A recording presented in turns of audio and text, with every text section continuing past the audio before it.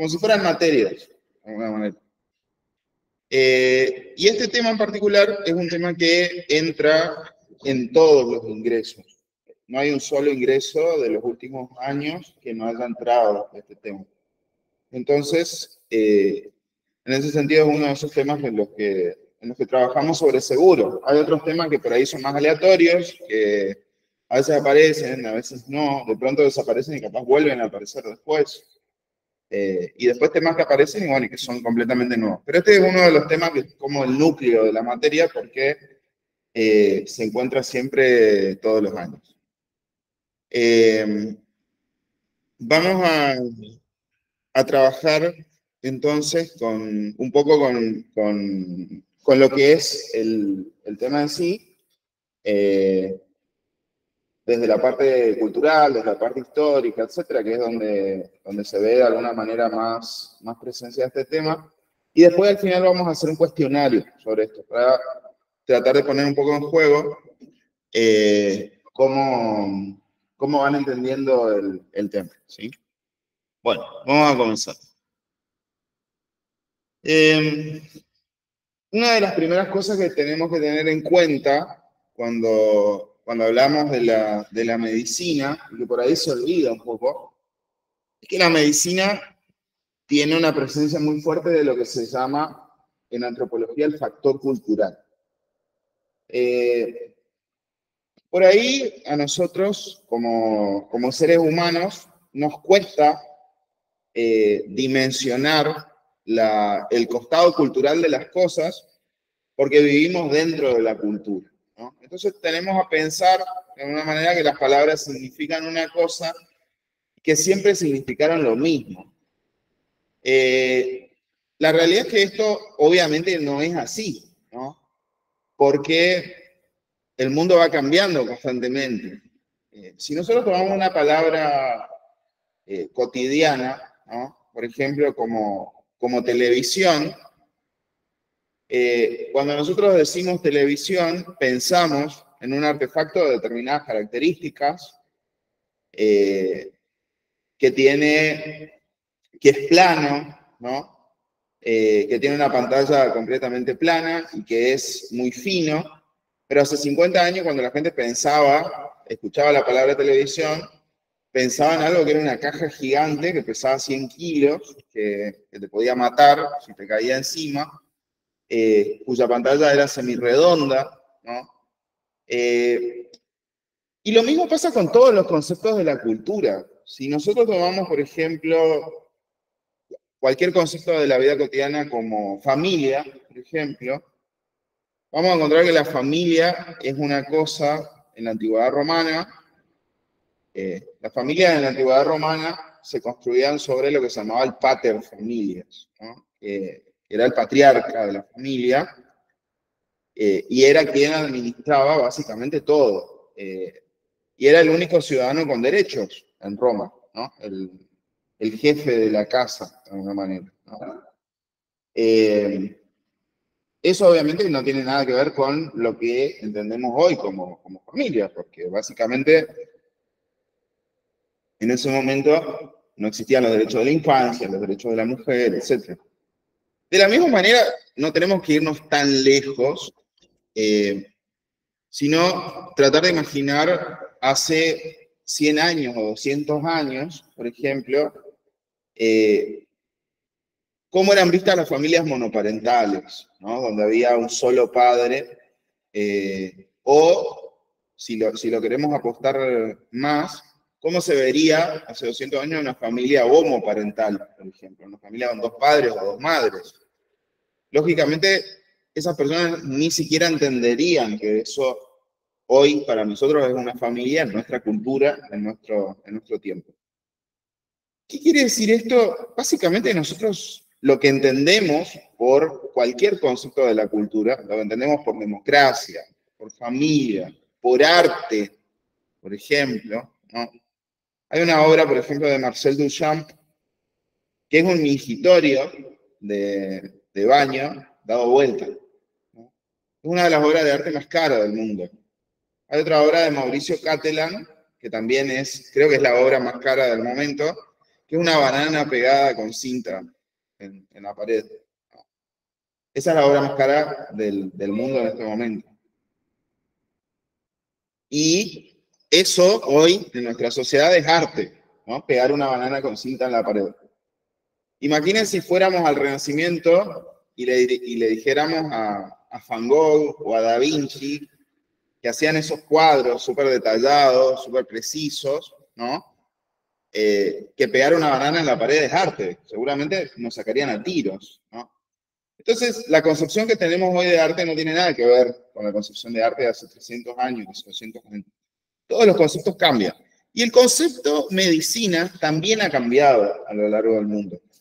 Y ha cambiado muchísimo. Lo que entendemos por medicina o por sus asociados, médico, medicamentos, etcétera, cualquier derivación de la medicina ha cambiado brutalmente a lo largo de la historia de la humanidad.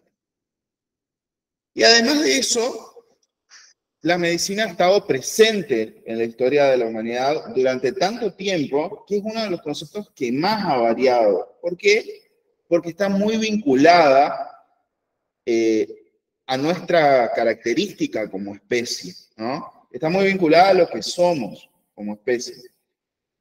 Básicamente porque la medicina es una de las cosas que no existen en otras especies. Hay cosas que nosotros compartimos con las demás especies y cosas que no. Hay una antropóloga francesa muy conocida que dice algo súper interesante. Le preguntan cuál considera ella que es el signo más antiguo de civilización.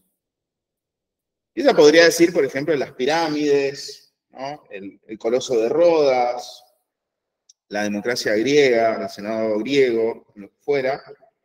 Pero ella cree que el primer indicio de civilización es un hueso que encontraron en una excavación, y que era un hueso que se había fracturado y se había vuelto a unir. Es decir, se veían las grietas y el hueso soldado. Y ella decía que eso para ella era el primer indicio de civilización, porque eso implicaba una persona que se había fracturado y que había podido curarse. Eso quiere decir que las demás personas que lo rodeaban, ¿no? De su grupo, habían cubierto las tareas por él, le habían dado comida, aunque él no producía nada, no cazaba, no recolectaba, etcétera, ¿no? Se habían ocupado de él, ¿no? Lo habían curado, diríamos. Y esto es algo que no se hace en otras especies. O sea, en general, los animales heridos, debilitados, son alejados de la manada, ¿no? O son sacrificados por sus compañeros de especie. ¿Por qué? Porque lo que van a hacer es ser un problema, ser una carga, ¿no? Nuestra especie no considera que una persona herida sea una carga, sea un problema o haya que liquidarlo, ¿no? Sino que lo que hacemos es curarlo. Y en ese ejercicio de curar, en ese ejercicio de desarrollar la medicina, se generan tradiciones, que es lo que pasa en todo concepto cultural que lleva mucho con nosotros. Así como podemos hablar de tradiciones artísticas, en el ejemplo que decía antes, tradiciones más realistas, tradiciones más conceptuales, o lo que fuera en la medicina, hay tradiciones, ¿no? Nosotros tenemos una tradición que vamos a llamar la medicina occidental, y que ustedes, y esto es importante que lo anoten, la van a abreviar y la van a leer abreviada como MO, siempre. MO, MO, digamos. Los dos con mayúsculas. La M y la O con mayúsculas. La MO, la medicina occidental, tiene otros nombres que tienen significados similares a lo que describe. Por ejemplo, se da en llamar medicina científica, medicina convencional, medicina formal, biológica también, medicina moderna, medicina alopática, medicina oficial o biomedicina. Todas esas características básicamente están relacionadas con lo mismo, porque estamos hablando de la medicina oficial, ¿no? De la medicina que está en las universidades, que se ejerce en el Estado, etc. Pero esta medicina que nosotros la podemos relacionar con el estereotipo de lo que tenemos, cuando hablamos de medicina y cuando hablamos de un médico. Es decir, pensamos en una persona con una bata blanca, ¿no? Que está en un consultorio, que en el consultorio hay, qué sé yo, una balanza, instrumentos, etcétera. Te revisa, te diagnostica y te prescribe que hagas algo para curar, ¿no? Eso es lo que primero que viene en nuestra cabeza cuando hablamos de medicina. Pero eso apareció en algún momento de la historia, ¿no? Esa tradición con la que nosotros interactuamos aparece en un momento de la historia, y ese momento puntual es el siglo V antes de Cristo. Y la persona que inaugura la tradición de la medicina científica es un gran médico que se llama Hipócrates. Hipócrates es tan fundamental para la historia de la medicina que fíjense que cuando se reciben de médicos, todos los médicos del planeta hacen el juramento hipocrático. El juramento hipocrático justamente también lo inventa Hipócrates, y es donde los médicos se comprometen a ciertas cosas, ¿no? A curar al desvalido, a no dañar, a evitar el sufrimiento, etc. Es decir, una declaración de la misión de los médicos. Ese es el nivel de impacto que tiene Hipócrates para la medicina. Y Hipócrates es un tipo polémico en su época, ¿no? Porque él va a plantear algo que va a ser revolucionario en ese momento, inclusive diría que hasta peligroso de plantear en ese momento. Hipócrates plantea que los dioses no tenían nada que ver con la salud, que los dioses no tenían ni la culpa ni eran los responsables de que estemos sanos o enfermos. Esto es revolucionario para la época, porque hasta entonces el mundo y las sociedades, también las europeas, ¿no? También la sociedad griega, vivían encasilladas bajo algo que se llamaba el paradigma mítico mágico, ¿no? Que lo vamos a ver después cuando veamos los paradigmas. Y el paradigma mítico mágico, que era básicamente, bueno, si tenemos buenas cosechas de trigo este año, es porque está todo bien con los dioses. Porque los dioses ven que somos buenos, que cumplimos con sus mandatos, etc. Y si el trigo, por ejemplo, fue arrasado por insectos y tuvimos una pobre cosecha de trigo este año, significa que nos mandamos una cagada. Significa que hicimos algo que enojó a los dioses y entonces nos quitaron la cosecha, ¿no? Y lo mismo pasaba con las enfermedades. Si toda la sociedad estaba sana, significaba que estábamos en sintonía con los dioses, y si aparecía una epidemia, había pasado algo malo. Este equilibrio, esta situación, de alguna manera, se trataba de restituir, ¿no? Porque ahí aparecen los rituales, los sacrificios, que eran la manera más sencilla de buscar agradar a los dioses, porque era una manera como decir, lo sentimos, ¿no? Entonces hacían sacrificios, la mayoría de las veces eran de plantas, ¿no? Sacrificios, quemar, por ejemplo, parte de las cosechas para tratar de calmar a los dioses, o degollar un cordero, un chivo, ¿no? Los griegos, de hecho, tenían un tipo de chivo que criaban para eso, para sacrificarlo a los dioses, que se llamaban chivo expiatorio, ¿no? De ahí viene la frase que nosotros decimos cuando a alguien le echan la culpa, es el chivo expiatorio. Porque justamente, ¿qué culpa tenía el chivo de que ellos creyeran que los dioses les habían hecho algo, ¿no? Pero la cuestión es que Hipócrates lo que dice es, esto no es así. La salud y la enfermedad no la determinan los dioses, sino que la salud y la enfermedad se trata de un desequilibrio. Hipócrates observaba algo intuitivamente, que él decía que la mayoría de las veces que te enfermabas era por exceso o por falta de algo. Decía, si por ejemplo, había mucho frío, ¿no? Probablemente te ibas a enfermar, pero si hacía mucho calor también, ¿no? Cualquier tipo de cambio en el ambiente muy fuerte, te enfermaba. Si comías poco, ibas a enfermarte, a debilitarte, etcétera, pero si comías mucho también ibas a enfermarte porque ibas a empezar a tener otras consecuencias de salud. Es decir, Hipócrates entiende que hay desequilibrios en las personas o en el ambiente que te pueden hacer mal, ¿no? Y lo pueden aplicar, por ejemplo, a la famosa, esto que suele recomendar algunos cardiólogos, ¿no? La famosa copa de vino al día, ¿no? Que hace bien al corazón, supuestamente, etc.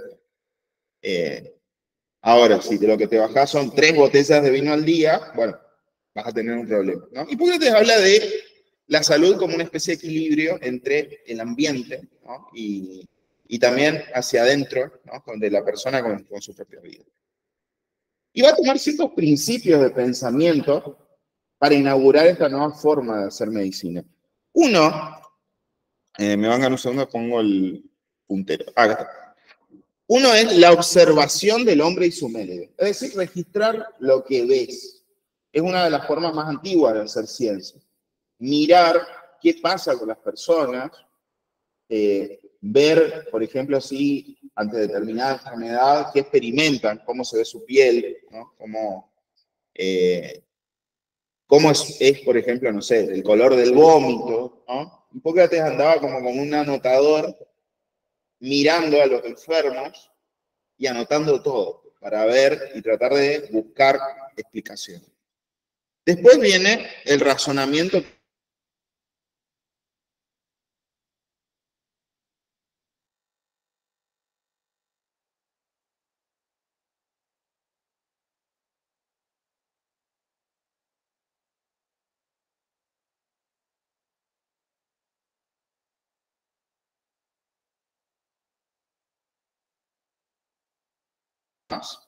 Con causas epidemiológicas, que puede ser, por ejemplo, una intoxicación o un virus o lo que fuera, ¿no? Básicamente es la idea de que las cosas no pasan porque sí, sino que algo debió pasar previamente, ¿no? Por ejemplo, hay gente que vive junto a un mismo barrio, ¿no? Y toman agua del mismo pozo y todos comienzan a tener vómitos, ¿no? Y ese vómito es nauseabundo. Entonces, él decía, la causa puede llegar a ser el pozo, porque lo que determina la salud del estómago es lo que ingerimos, ¿no? Y también iba clasificando fenómenos similares y opuestos. ¿Qué quiere decir esto? Iba viendo comportamientos del cuerpo y les iba poniendo un nombre, ¿no? Entonces, él veía, por ejemplo, que en diferentes enfermedades, una característica era el aumento de la temperatura del cuerpo. Entonces, dice, esas enfermedades las voy a llamar fiebres, ¿no?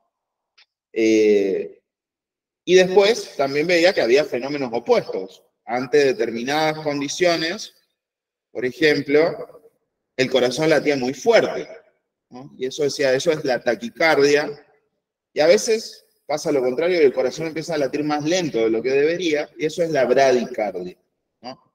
Entonces, esa creación de conceptos agrupando los que son similares y separando, poniendo en contradicción los que son opuestos, permitía lo que podemos llamar la identificación del síndrome, ¿no? Y es muy similar, ¿no?, a lo que hoy llamaríamos el diagnóstico, que es lo que hacía Hipócrates era mirar su cuaderno, ver lo que había observado, ver lo que tenía anotado de distintos casos, lo que había agrupado y decía, bueno, si tenés, por ejemplo, fiebre, taquicardia y vómitos, ¿no? Es muy probable que lo que tengas es una intoxicación por haber consumido, por ejemplo, algún tipo de alimento. Entonces, de esa manera iba escribiendo, iba desarrollando lo que van a ser las bases de la medicina que utilizamos ahora. Ahora, este proceso es lento, ¿no? Porque lleva muchos años en que vamos a pasar de la medicina magia a la medicina ciencia. Es decir, que nosotros vamos a encontrarnos que se empieza a abandonar la vieja figura de la persona que curaba interactuando con los dioses, que curaba por medio de rituales, etc. Y de pronto aparece un tipo que lo que tiene es conocimiento, lo que tiene es observación, instrumentos para medir, etc. Y eso tiene diferentes razones que de alguna manera explican la aparición. Uno es que surge un arte médico con el fin de curar y una figura del médico. ¿Qué significa esto? Que hay alguien que se hace cargo de esa función, ¿no? Cuando nosotros miramos la historia del Paleolítico, fundamentalmente, de cuando los seres humanos eran cazadores-recolectores, algo que vamos a notar es que todos hacían las mismas tareas. Todos hacían absolutamente lo mismo. ¿Por qué? Porque las tareas en general se hacían en comunidad. Entonces, se comía a la vez, ¿no? En ronda, se afilaban las lanzas, después se atacaba al mamut, después se empezaba a cortar la carne y el cuero del mamut, y cada uno debía saber todas estas tareas, ¿no? Y los niños, obviamente, eran entrenados también para hacerlo. Y cuando no había animales, porque los animales habían huido, porque ya los habíamos cazado a todos, etc., todos salían a buscar raíces, a buscar frutas, y eso era algo que hacían todos de la misma manera. Pero después de eso, va a venir el Neolítico, ¿no? Que va a inaugurarse gracias a ¿qué? Gracias a la agricultura. La invención de la agricultura permite que estas personas que se movían de un lado a otro se asienten en un lugar, se queden. ¿Por qué? Porque ya no había que perseguir o buscar la comida crecía alrededor, se cultivaba. Y también después con los animales, ¿no? Ya no había que salir a cazar animales, sino que se crea ganado. Y en este sentido, una de las cosas que crea el Neolítico es perder la urgencia de estar siempre detrás de la comida y empezar a tener más tiempo libre. Creo que el Neolítico probablemente sea el primer momento de la humanidad en que empieza a aparecer el tiempo libre, ¿no? Que no estás totalmente consumido por las tareas. Y además, que empieza a desaparecer la sensación de amenaza constante, ¿no? Porque no era lo mismo dormir en cuevas, que en cualquier momento podía atacarte, un animal más peligroso que vos, que dormir en chozas, rodeado de campos, ¿no?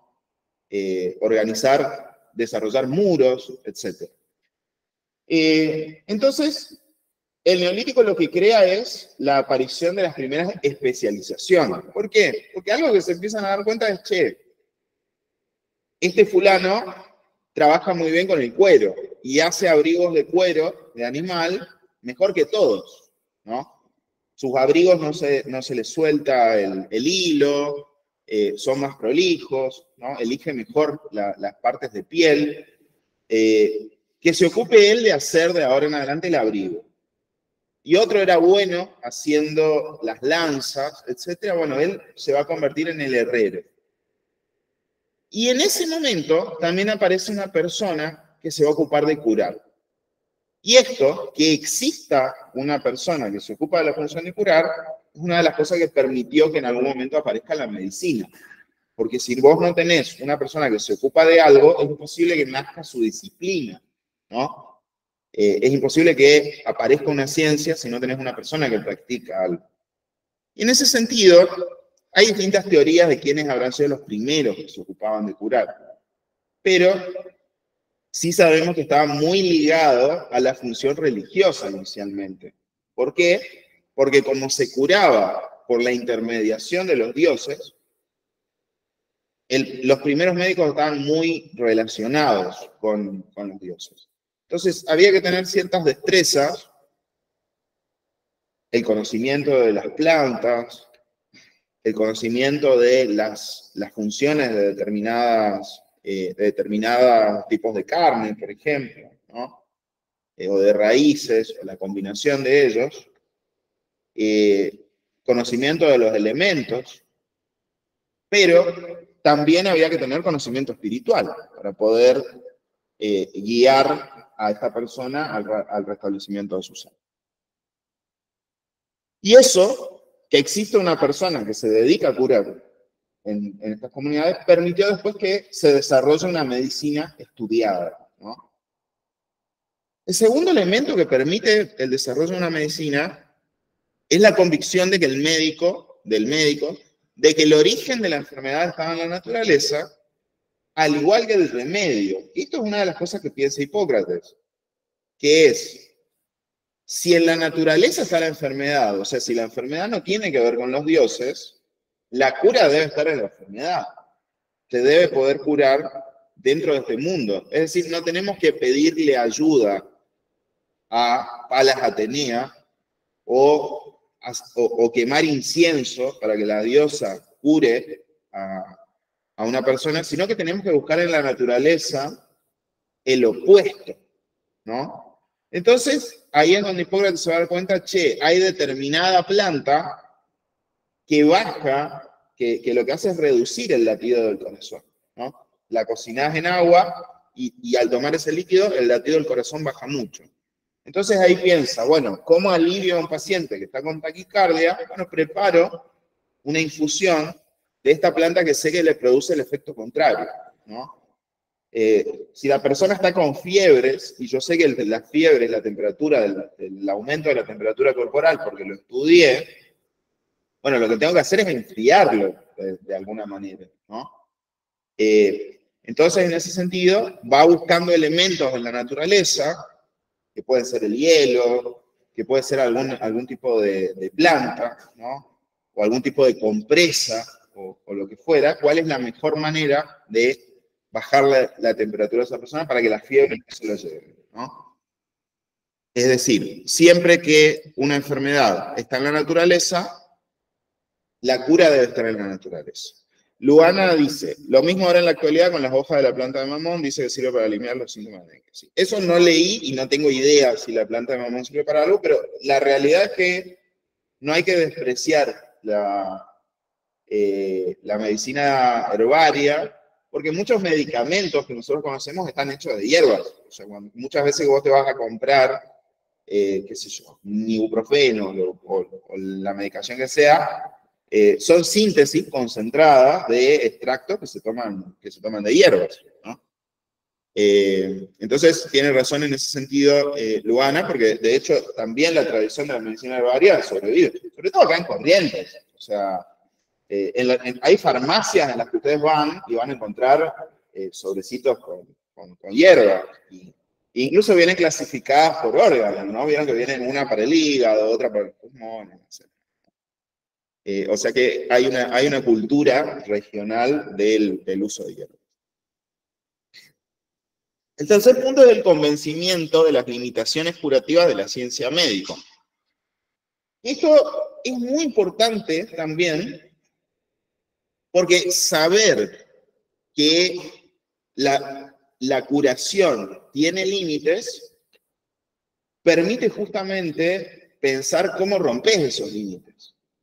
Es decir, lo que notaba Hipócrates es que pese a sus esfuerzos y a los esfuerzos de sus discípulos, había cosas que no podían curar. Había gente que empezaba con determinados síntomas, no sé, le había mordido un lobo y empezaban con la rabia, y no había manera de curarlos. Se morían siempre, hacían cualquier cosa y se morían siempre. Saber esto, que al desarrollar una medicina por medio de la observación, la medicina podía fallar, había cosas que no podía curar, es entender que en el futuro quizás sí lo podría curar, ¿no? O sea que en algún momento otros médicos más jóvenes, ¿no? Eso lo pensaba Hipócrates, van a encontrar la manera de curar estas enfermedades. La idea de que la curación tiene límites permitió la idea de, bueno, a medida que pasa el tiempo, estos límites se van a ir rompiendo y enfermedades que hoy son imposibles de curar, en algún momento se van a poder curar. Y el cuarto elemento es la creación de un lenguaje especializado. Esto es importantísimo, ¿por qué? Porque las ciencias se independizan cuando pasan a tener su propio lenguaje, ¿no? Toda ciencia que vemos la reconocemos por el lenguaje. Cuando hablamos con alguien que es especialista en algo, nos damos cuenta de que habla raro, entre comillas, ¿no? Si hablamos, por ejemplo, con un ingeniero, va a empezar a usar términos que a nosotros nos van a parecer muy extraños, que nos va a costar entender. Si hablamos con un programador, lo mismo. Es decir, nos damos cuenta de que estamos frente a un especialista por la terminología.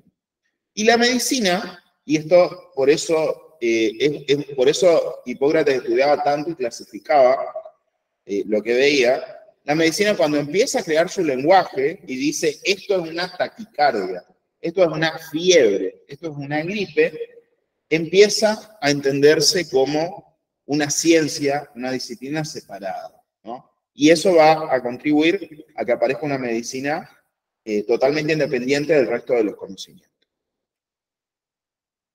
Nosotros hoy nos encontramos, porque ha pasado mucho tiempo, ¿no?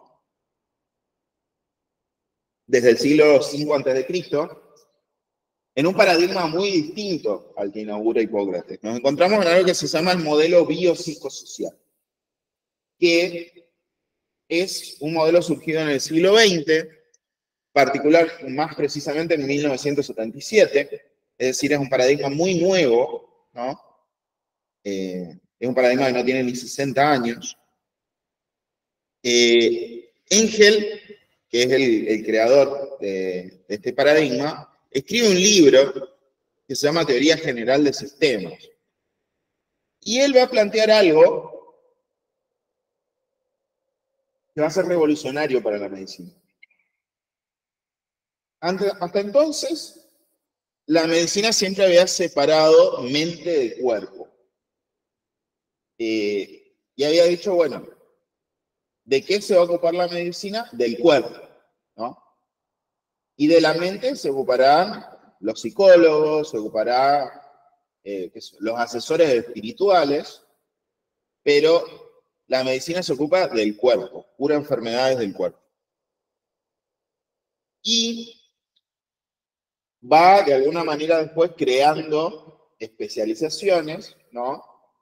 Para marcar estas fronteras, ¿no? Mucho después va a aparecer, mucho después de la historia de la humanidad, ¿no? Muy avanzada la historia de la humanidad, por ejemplo, va a aparecer la psiquiatría, etc. Pero se entendía que mente y cuerpo eran asuntos separados. Y esto tiene mucho que ver con el pensamiento de Platón, que no lo vamos a tratar hoy porque es tema de otra clase, lo que se llama el dualismo platónico, que es la separación de a dos de cosas opuestas, ¿no? Entre todos los dualismos que crea Platón, crea la dualidad mente-cuerpo y se mantiene hasta nuestros días. Y Engel dice no, el ser humano no está compuesto por dos elementos opuestos, que son la mente y el cuerpo, sino que está compuesto por tres elementos. Y no están opuestos entre sí, sino que están totalmente integrados entre sí. Esto va a cambiar mucho la percepción, porque Engel lo que va a decir es, los seres humanos somos un todo. Y ese todo es físico, psicológico y social, ¿no?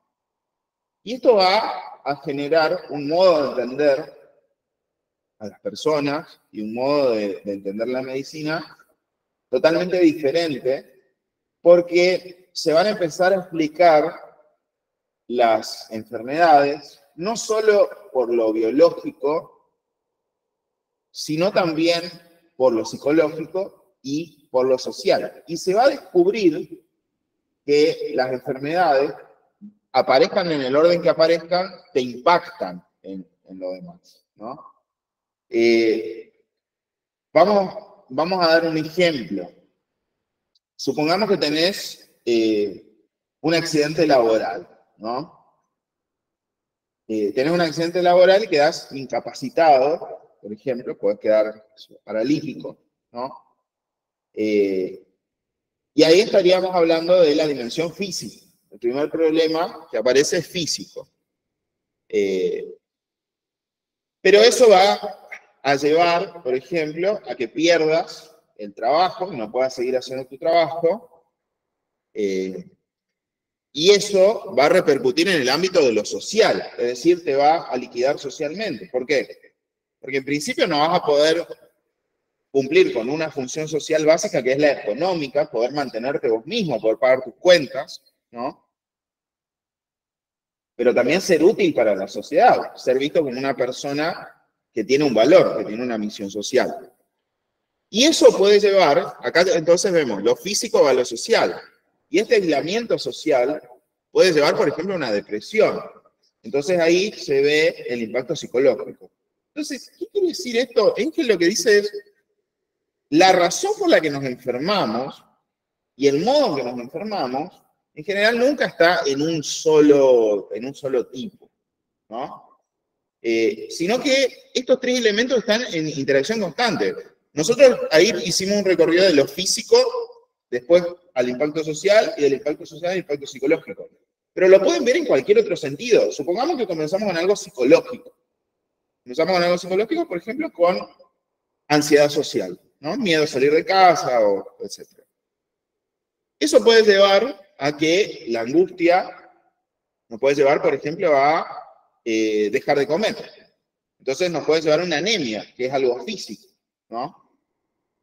Y eso, la conjugación de las dos cosas, de la debilidad, por ejemplo, etcétera, nos lleva a estar tirados todo el día en la cama. Entonces dejamos, por ejemplo, de salir con nuestros amigos, dejamos de ir al colegio, etcétera.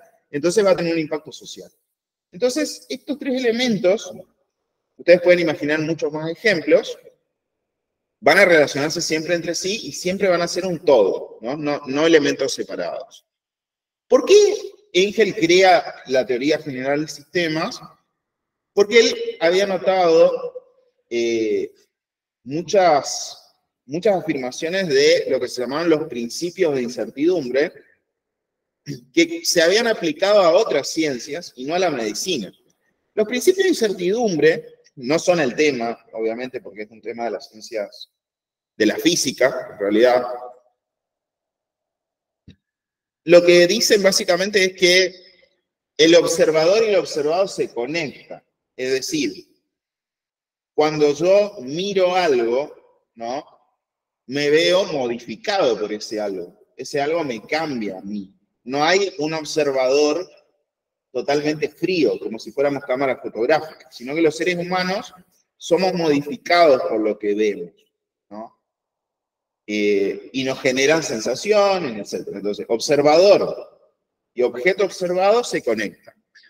Otra cosa es la cuestión de que la realidad es compleja, la realidad es más compleja de lo que pensamos, las cosas se conectan de manera que a veces no entendemos. Que además la realidad es multidimensional, porque en toda realidad hay como muchos niveles, ¿no? Y que los pronósticos son imprecisos, que es muy difícil saber lo que va a pasar a futuro. Es relativamente fácil saber lo que pasó o lo que está pasando, pero es muy difícil saber lo que pasará en el futuro. Sobre esos principios que Engel piensa que las explicaciones médicas son muy pobres y que las enfermedades no pueden ser algo tan simple como, bueno, te enfermaste porque tu estómago reaccionó a algo, ¿no? Que las explicaciones deberían ser más complejas y por eso diseña este modelo. Eso para que vean entonces en qué escuela nos encontramos ahora, ¿no? Vamos a hablar ahora de qué características tiene la MO, la medicina occidental. En principio, la medicina occidental es enseñada de manera formal y sistemática. ¿Qué quiere decir eso? Que nosotros tenemos un sistema para formar a los médicos y que deben, además, seguir una carrera formal, demostrando sus conocimientos, sus aptitudes, y realizar pasos formales, como una residencia, como la legalización del título, o lo que fuera, ¿no? El paradigma de esta medicina, que se enseña formalmente y que se practica también sistemáticamente, está basado en relaciones de causa-efecto, es decir, sigue la enseñanza de Hipócrates. Pasa algo porque hay una causa previa que lo origina, ¿no? La enfermedad no surge sola, sino que la enfermedad surge de cosas que pasaron antes. Y va a involucrar determinados tipos de procedimientos, en este caso procedimientos diagnósticos, que se basan en formas de descubrir enfermedades y de analizar enfermedades que son, de alguna manera, que se asientan en varias estrategias, ¿no? Una de esas estrategias es la relación médico-paciente. La relación médico-paciente es muy importante porque, de hecho, hay una clase entera de relación médico-paciente, pero una de las cosas por las que es muy importante es porque los pacientes, al ser seres humanos, pueden caer en determinados estados emocionales que impidan la tarea médica. Pueden caer, por ejemplo, en la desesperación, en la exageración, y más frecuentemente en la mentira, ¿no? Los pacientes se sienten muchas veces juzgados por sus médicos, entonces deciden mentir, ¿no? Entonces, en ese sentido, establecer una buena relación entre médico y paciente ayuda a que mi paciente me diga la verdad, ayuda a que mi paciente se comprometa con el tratamiento, también que es importante, porque muchos tratamientos fracasan por el abandono, ¿no? del tratamiento. La relación médico-paciente es un pilar de la medicina occidental. El segundo pilar es la anamnesis. Anamnesis es un nombre que suena extraño.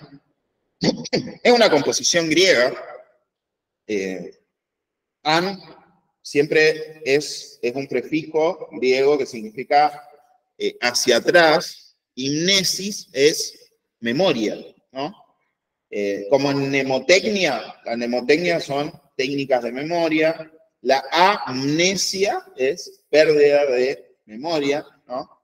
Entonces acá lo que tenemos es, sí, es muy poética la figura, ¿no? Pero anamnesis significaría memoria hacia atrás en griego, ¿no?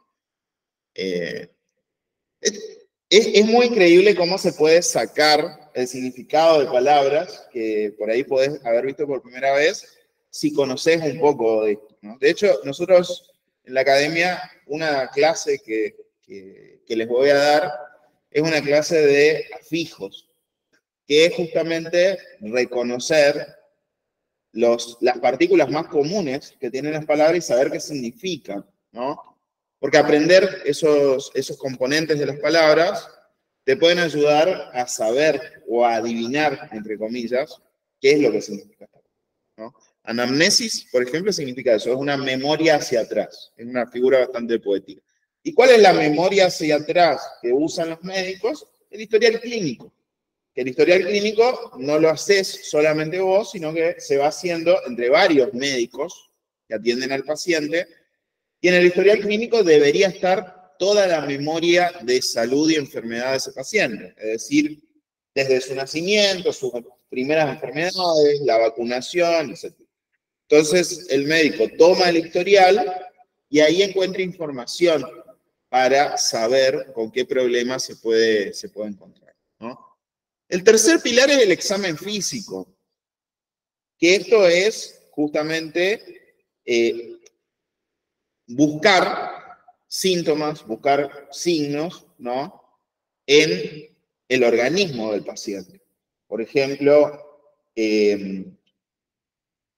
sentir, por ejemplo, la respiración del paciente, ¿no? Escuchar la respiración para ver si tiene algún tipo de obstrucción, ¿no? Pulmonar, tocar la frente para ver si hay calor, ¿no?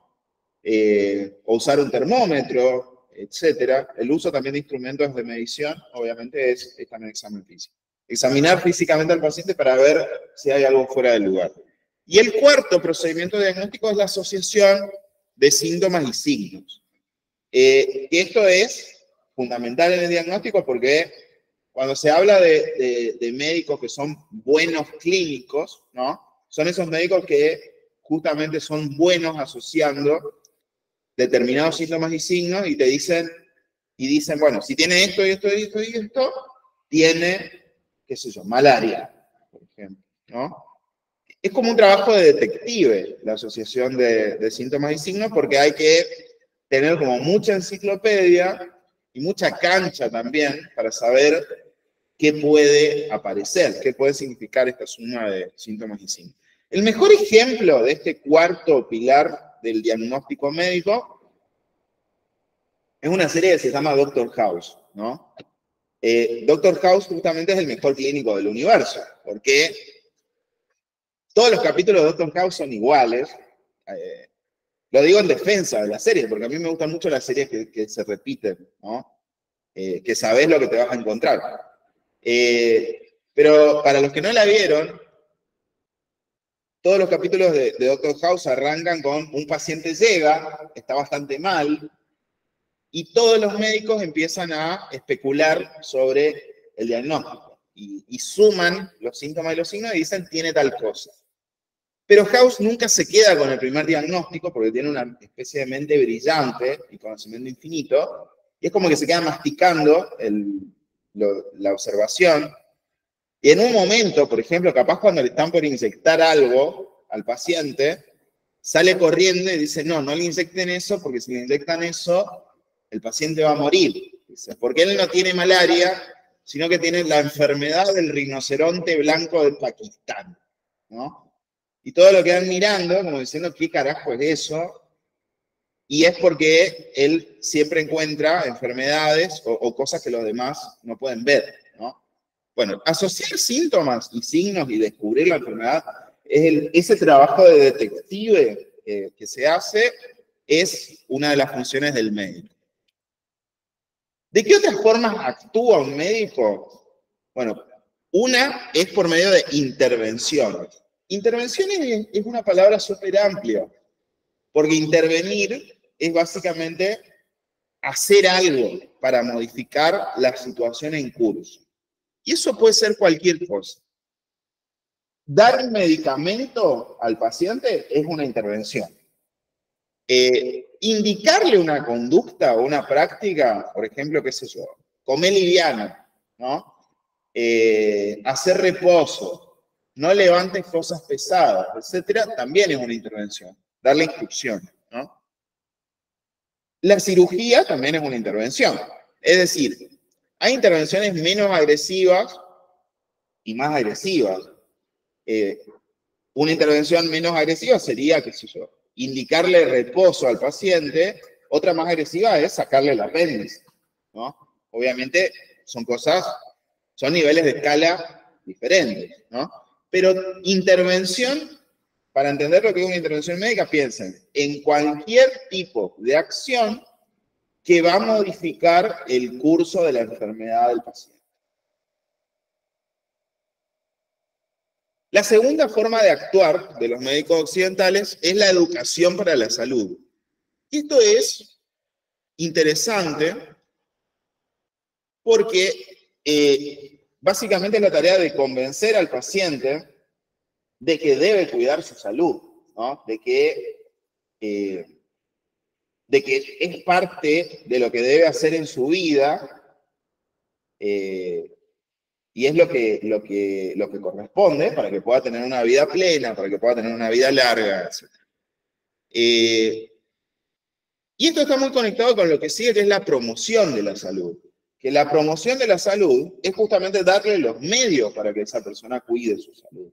Porque decirle, tenés que cuidarte, no le sirve al paciente en sí, ¿no? Entonces, hay que darles el conocimiento, ¿no? Hay que darle incluso, en muchos casos, los elementos físicos para poder cuidarse, por ejemplo, los medicamentos o lo que fuera, ¿no? Darle los medios para que esta persona pueda mantenerse sana. Y otra forma de acción es la prevención de la enfermedad. Que la prevención, y esto es un prejuicio que se van a sacar después cuando vean la clase de prevención de la salud y los tipos de prevención, porque hay una prevención primaria, secundaria, terciaria, cuaternaria, etc. La cuaternaria, de hecho, las primeras se las va a dar Julieta y yo voy a trabajar sobre todo la prevención cuaternaria. Pero, ¿qué pasa con la prevención? Nosotros pensamos que cuando prevenir algo siempre es antes de que eso suceda. Uno dice, hay que prevenir un accidente, pongamos un semáforo para prevenir un accidente, y bueno, estás previniendo, pero una vez que el accidente ocurrió, tipo, ya está, ya no podés prevenirlo porque ya pasó. Pero la prevención de la enfermedad no funciona de esa manera, porque la prevención se hace antes de la enfermedad, durante de la enfermedad y después de la enfermedad. No se hace solamente antes. Porque primero hay que evitar que la enfermedad aparezca. Después, cuando la enfermedad, ya estamos en el durante, hay que evitar que la enfermedad se agrave, hay que prevenirnos de que se agrave. Y cuando la enfermedad termina, tenemos que prevenir que vuelva a aparecer, porque mucha gente que tiende a tener determinadas enfermedades, hay mucho riesgo de que vuelva a tenerlas, ¿no? Entonces, la prevención se hace en todos los momentos. ¿Qué más podemos decir de la medicina occidental? Una cosa que ayuda a sostener y avanzar a la medicina occidental es que las investigaciones que hacen los médicos de Occidente se comunican a la comunidad científica. Esto es un pilar de la ciencia. ¿Por qué? Porque esto significa que si alguien descubre algo en Japón, inmediatamente van a saberlo los médicos de Rusia. Y si alguien inventa un nuevo dispositivo en Colombia, también lo van a poder usar los médicos de Nigeria, ¿no? Es decir, los médicos del mundo trabajan de alguna manera con un mismo fin y ponen todos sus conocimientos para mejorar la vida de las personas. Hay como una gran red, ¿no?, de la medicina occidental a nivel mundial, donde la gente trabaja por el avance de la medicina. Otra característica es que aborda los problemas en equipo. Esto es muy interesante porque ya vamos a ver que la medicina tradicional siempre es individual, pero la medicina occidental siempre es en equipo. Y el médico puede ser el líder del equipo, pero nunca es la única persona que cura. ¿Por qué? Porque los equipos, sobre todo hoy, en medicina se habla mucho de equipo multidisciplinar, ¿no? ¿Qué significa un equipo multidisciplinar? Un equipo donde el líder es el médico, en general líder especialista, pero también hay un psicólogo, y también hay un asistente social, y también hay enfermeros, ¿no? Es decir, el médico es el líder, pero siempre trabaja en equipo, siempre trabaja con otras personas.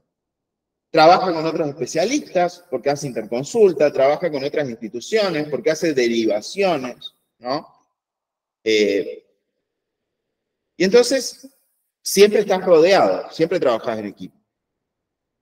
Otra característica es que cuenta con especialidades y subespecialidades, que esto significa que cada vez se va volviendo más preciso el conocimiento. Porque, primero, un médico elige una especialidad, supongamos podría ser pediatría, ¿no? Y después elige una subespecialidad que podría ser pediatría aplicada a la adolescencia.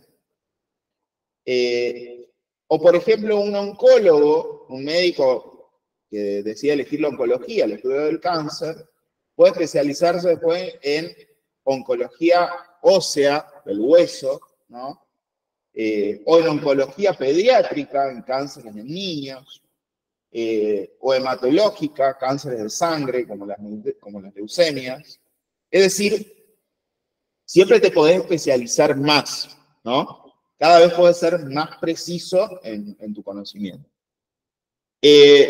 La medicina occidental es regulada y evaluada por el Estado, es decir, hay que seguir determinados protocolos, hay que seguir determinadas leyes, y el médico debe responder ante el Estado por sus actos, ¿no? Por eso hay figuras que solo son aplicables a la profesión. ¿Qué sé yo? El abandono de pacientes, la mala praxis, por ejemplo, ¿no?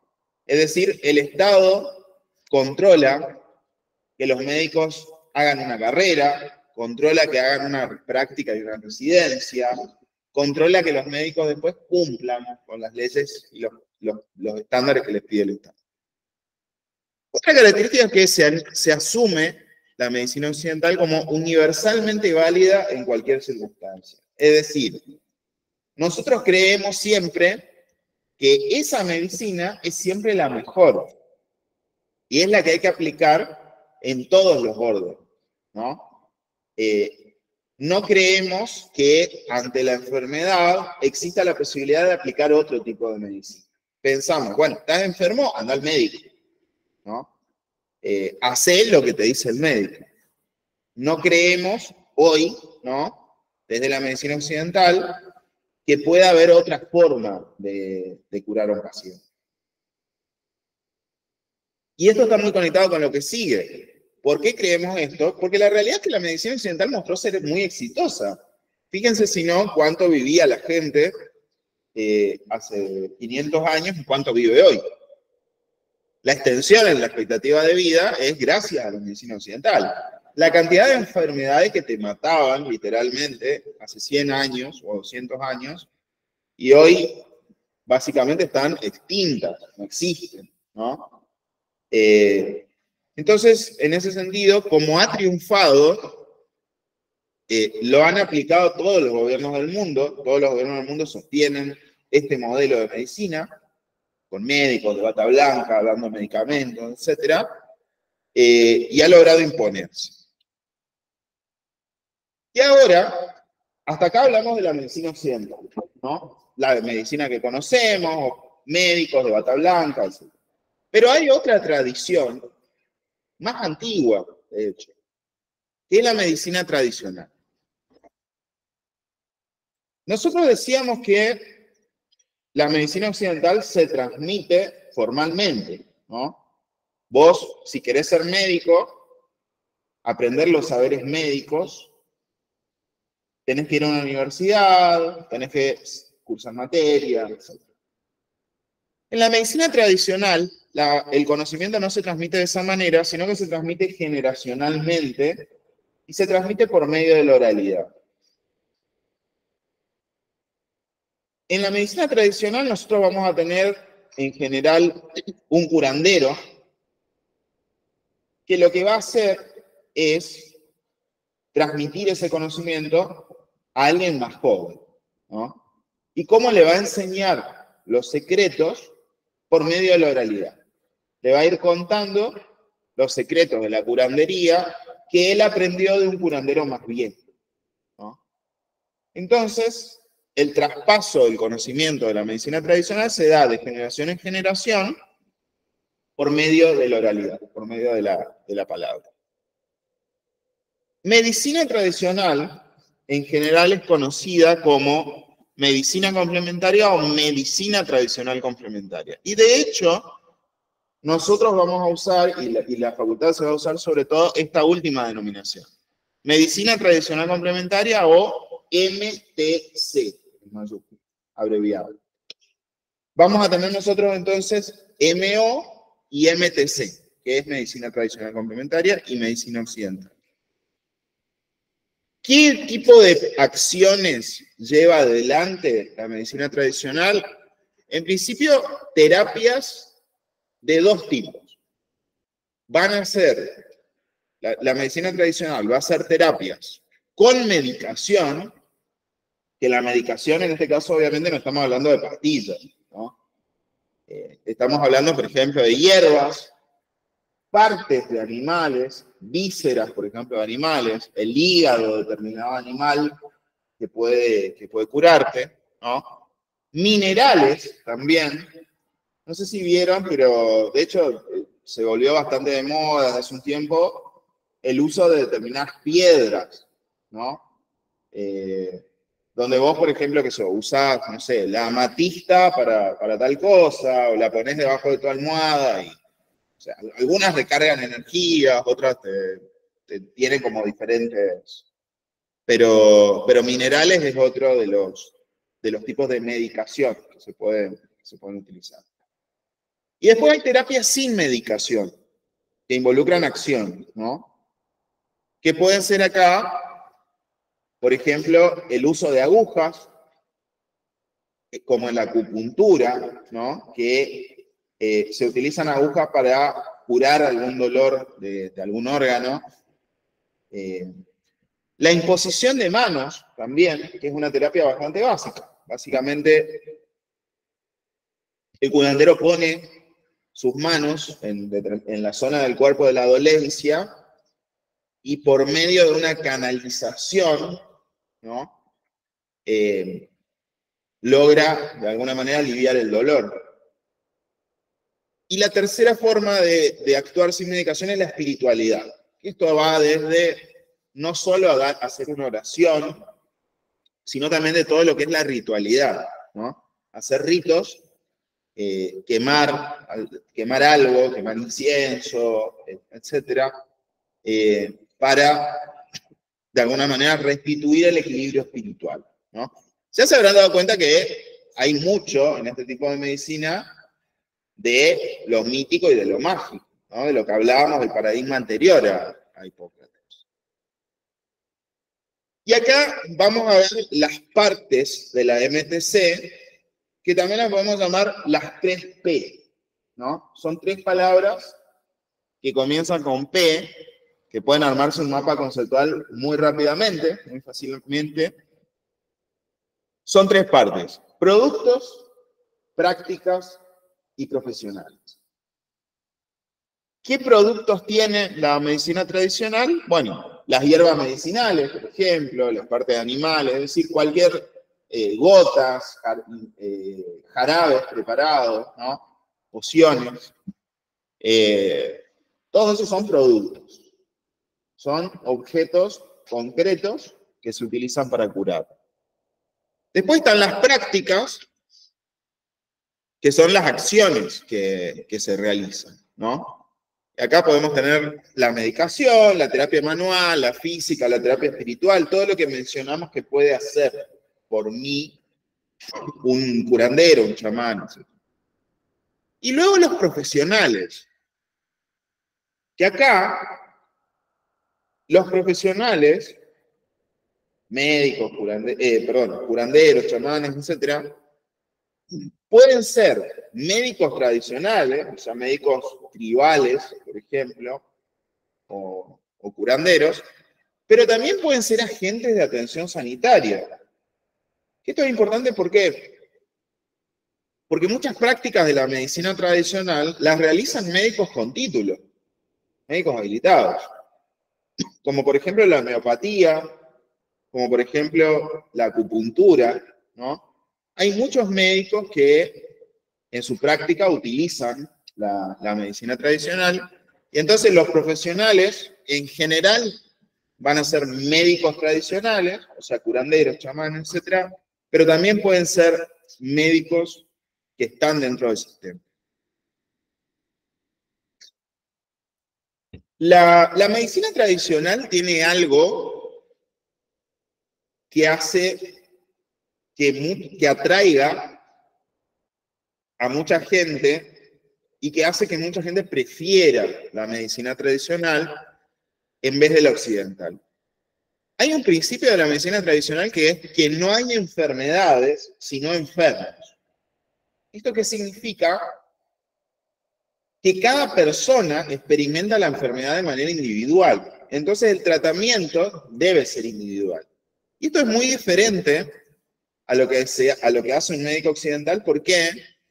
Porque para un médico occidental, si aparecen 10 pacientes con asma, les va a dar el mismo tratamiento a todos. Les va a dar, qué sé yo, el PAF para los pulmones y le va a dar una medicación que va a ser siempre la misma, ¿no?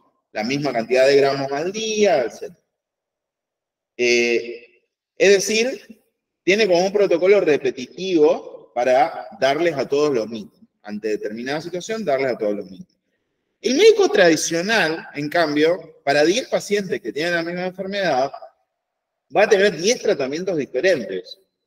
Porque una de las cosas que en general se hace es como escuchar, ¿no? El curandero escucha a la persona y de acuerdo a el cómo se siente, a lo que puede hacer, a sus características, etc., le dice, bueno, vas a tener que hacer esto, esto y esto, ¿no? Vas a tener que comer durante 3 días solamente, por ejemplo, hígado de pollo, y vas a tener que quemar flores, ¿no? Durante las mañanas, y vas a tener que dormir con un vaso de agua debajo de la cama y al día siguiente usar ese agua, ¿no? Si ustedes ven los tratamientos que dan los médicos tradicionales, le dicen eso a uno y después a otro le dicen otra cosa, ¿no? Tiene que hacer otra cosa. Y esto genera en el paciente justamente una idea de individualización y de sentirse escuchado, de sentirse atendido, ¿no? Que en la medicina occidental no se le puede ofrecer porque la medicina occidental funciona de manera bastante serializada, como si fuera una fábrica, ¿no? Entra un paciente, pum, se le da esta medicación, va, compra, empieza el tratamiento, vuelve a control, entra otros también, y entonces funciona más bien como una especie de fábrica, y eso es una desventaja de la medicina occidental comparada a la tradicional, ¿no? ¿Qué prácticas tiene la medicina tradicional? En principio vamos a tener acá, porque medicina tradicional es algo súper amplio. Tienen que entender al principio que hay una cantidad de prácticas, disciplinas, etc. Y vamos a tratar de clasificarlas un poco. Nosotros vamos a tener, en principio, por un lado, los sistemas médicos alternativos. Un segundo. Los sistemas médicos alternativos, como mencioné recién, la homeopatía, ¿no? Y acá estamos hablando de sistemas médicos completos, que tienen una forma de medicar, otra forma de tratar lo mental, otra forma de, etc.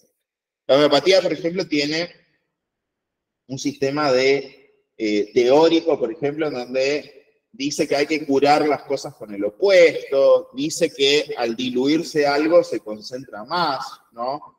Por eso trabajan mucho con diluir sustancias dentro de agua, etc., ¿no? Es decir, son teorías enteras, no es una práctica en sí, sino que es un sistema entero. Lo mismo pasa con la medicina ayurveda, ¿no? Que es una medicina del sur de Asia, que también tiene sus propias ideas. Por un lado, entonces, tenemos sistemas médicos alternativos enteros. Por otro lado, tenemos la medicina de intervenciones mente-cuerpo, que esto es curar el cuerpo por medio de la mente. ¿Qué tipos de prácticas entran en esta categoría? Bueno, la hipnosis, que esto es, bueno, capaz conocen el verbo, es más conocido, hipnotizar, básicamente es alguien que te lleva a un estado como de sopor y puede controlar tu mente mediante la sugestión, ¿no? También está el yoga es una manera justamente de conectar mente y cuerpo para desbloquear un poco tanto la dolencia física como la dolencia espiritual, ¿no? Se conecta mente y cuerpo. Y la musicoterapia también, que se practica por medio justamente de la intervención musical para intentar tratar determinadas dolencias físicas. Todas estas intervenciones tienen como característica eso, que combinan mente y cuerpo, y utilizan la mente para llegar al cuerpo o el cuerpo para sosegar la mente. El tercer tipo son las terapias biológicas, es decir, las que sí afectan el organismo, las terapias que son físicas, ¿no? Acá vamos a tener, por ejemplo, las dietas, las distintas dietas, como la que ejemplifiqué hoy, ¿no? Comer hígado de pollo, etcétera, para curar tal cosa, entraría como terapia biológica porque va a afectar tu organismo. Los masajes también son intervenciones directas sobre el cuerpo. Después tenemos métodos en donde lo que se da ya no es solamente la terapia del cuerpo, sino la manipulación del cuerpo, ¿no? Que en este caso estamos hablando básicamente del uso del cuerpo como una especie de plastilina, ¿no? El caso más conocido es la quiropraxia. No sé si saben lo que es un quiropráctico, pero básicamente son los que te arreglan los dolores musculares o óseos por medio de tirones o de empujones o de golpes. Suelen usar incluso unos martillos, ¿no? Lo que buscan de alguna manera es que si tenés un hueso dolorido, termina siendo el crack, digamos, y como que se ordena, ¿no? Esta práctica es muy discutida, porque en realidad hay distintas teorías de si funciona o no funciona, etc., pero no es parte de la medicina occidental. ¿Por qué? Porque mucha gente cree incluso que la quiropraxia es peligrosa, que podés terminar tranquilamente, digamos, con un hueso lastimado. ¿Cuál sería la alternativa del quiropráctico que sí es medicina occidental? El kinesiólogo, ¿no? Un kinesiólogo, si va con dolor de hombro, no te va a pegar, digamos, un tirón, no te va a dar con un martillo para que el hombro, lo que va a hacer es aplicarte eso, calor, rayos, magnetismo, etcétera, hasta que el dolor se alivie, ¿no? Bueno, el quiropráctico es el que va a lo bruto, manipula el cuerpo como si fuera un muñeco, en algún momento el hueso hace crack y vos te vas súper feliz. Que en general lo que sucede justamente es así, el alivio del dolor es momentáneo, porque siempre después de sufrir un dolor, llega después el alivio. ¿Por qué? Porque sentimos cada vez menos dolor. Entonces, en realidad el tema es, si alguien te encaja un martillazo en el hombro, después te vas a sentir aliviado, pero porque se te va a ir pasando el efecto del martillazo. Eso no quiere decir que te arreglaron el hombro, ¿no? Simplemente es que se va diluyendo el efecto, ¿no? Y también están las terapias de energía. Que las terapias de energía vienen obviamente de la idea de que estamos rodeados de distintas formas de energía. Y bueno, ahí está el Reiki, el electromagnetismo, el bioelectromagnetismo, etc. Reiki creo que es lo de acomodar los muebles, ¿no? O me estoy confundiendo con otros. No, sí, eso es el Reiki. Básicamente la idea de como que hay energías dentro del hogar que te pueden enfermar o mantener sano, y si lo alineas de determinada manera, bueno, todo lo que tiene que ver con la idea de que hay energías entra en esto, en terapias de energía.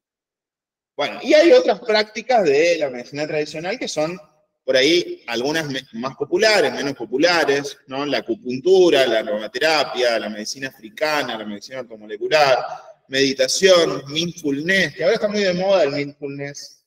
Básicamente es una terapia que consiste en poner la mente en blanco, ¿no? Con ayuda de ruido blanco, de aislamiento, de meditación, ¿no? El yoga, etc. Bueno, acá vemos algunas imágenes que quiero que observen, porque básicamente son como representativas de distintas formas de hacer medicina tradicional. Eso, por ejemplo, es un quiropráctico, ¿no? Lo que les decía hoy, que no es un kinesiólogo, sino que es una persona que manipula tu cuerpo por medio de apretones, de empujones, de martillazos, etc. Esto sería terapias de energía, ¿no? Terapias donde aparece la idea de restablecer equilibrios energéticos. Tengo una compañera de trabajo que hace todo eso. No me estoy acordando cómo carajo se llaman. Chakras se llaman. Son como puntos en el cuerpo que nada, tienen como determinados valores, etcétera, y bueno, se pueden trabajar y curar por la imposición de manos.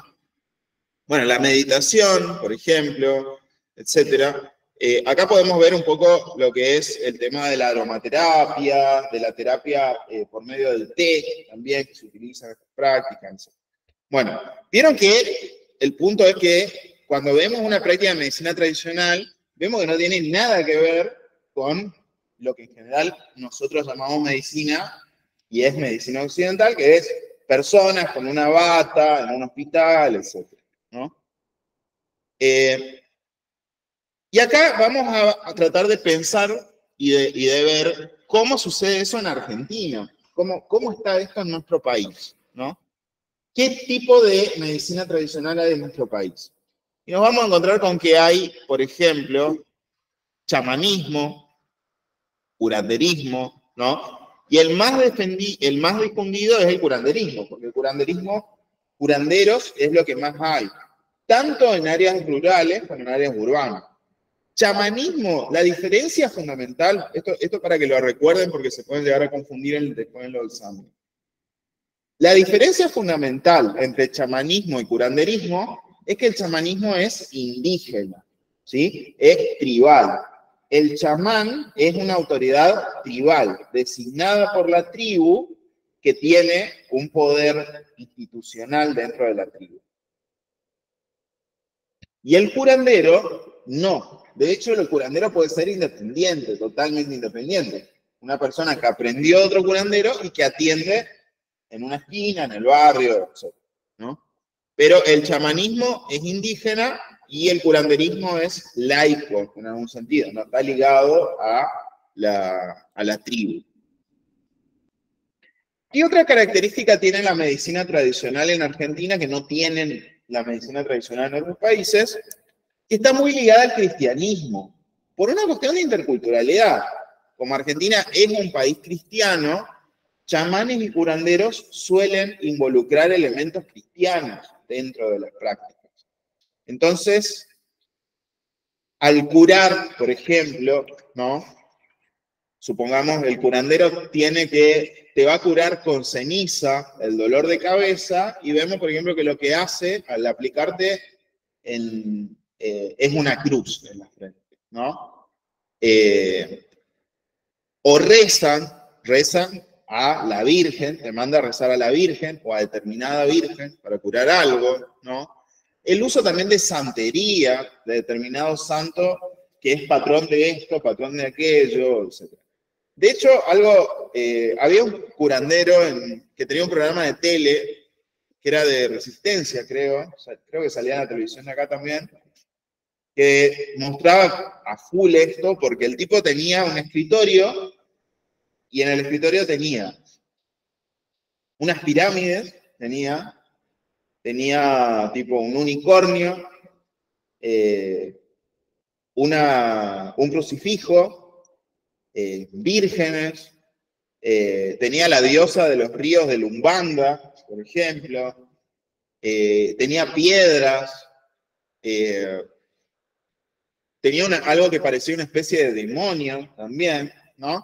Entonces uno veía el escritorio y es como que había de todas las creencias que se te puedan ocurrir, ¿no? Eso es interculturalidad, cuando se empiezan a enganchar ese tipo de cosas. Entonces, tenemos primero que hay chamanismo y curanderismo, lo de la interculturalidad, y después, ¿qué cura la medicina tradicional en Argentina? En general, cura dolencias menores, ¿no? ¿Como qué? Como el empacho, que nosotros entenderíamos que es como cuando te cae muy pesado una comida, como una especie de patada al hígado, ¿no? El mal de ojo, que también se llama ojeo normalmente, por ejemplo, esto no sé si alguna vez lidiaron con esa situación, pero suele pasar, por ejemplo, con niños que empiezan a tener dolor de cabeza y llanto constante, y aparece una tía que dice, está ojeado, ¿no? El ojeo aparentemente aparece cuando alguien te mira mucho tiempo con alguna especie de mala intención, ¿no? Entonces, te ojea. El curandero, la curandera, lo que hace entonces es sacar el ojeo para que esta criatura deje de llorar, se le vaya el dolor de cabeza. ¿Qué más cura? La brujería, cualquier acto de brujería, de magia negra, las ataduras, por ejemplo, que básicamente son hechizos donde de alguna manera se comprometen personas, ¿no? Los brujos suelen vender ataduras de amor, por ejemplo, para hacer que una persona se enamore y no te pueda soltar, etc., ¿no? Y bueno, los curanderos acá te curan eso, te sacan la atadura, ¿no? Primero te dicen si es que estás atado a algo y te sacan la atadura. La indigestión también, es decir, el malestar estomacal, que esto, una de las prácticas que se hace es tirar el cuerito, que básicamente es el curandero toma los pliegues de la espalda de una persona y va haciendo como pequeños tirones que alivian el dolor estomacal, ¿no? Esto es raro, pero en mi pueblo mi tía hacía lo de tirar el cuerito y es impresionante, pero a mí siempre me curó eso. Yo no creo, digamos, que sea algo espiritual ni nada de eso. Creo que debe haber algo que estimula, quizás, que como te tira el cuerito en la zona en la que están, detrás de donde están el estómago, los intestinos, etc., yo entiendo que puede quizás normalizarte de alguna manera o por el calor, ¿no? O algo, pero a mí siempre me alivió. Igual, vieron que eso es una experiencia totalmente subjetiva, ¿no?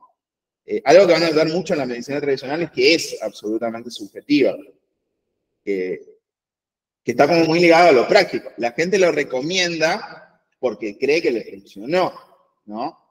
Y eso muchas veces en realidad no tiene una explicación clínica, ¿no?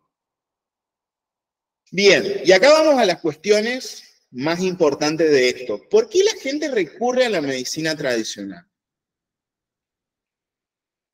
Esto, ¿saben por qué sobre todo es importante? Porque hoy decíamos que la medicina más exitosa ha sido la occidental. Ha curado miles de enfermedades, ha extendido la expectativa de vida, etc.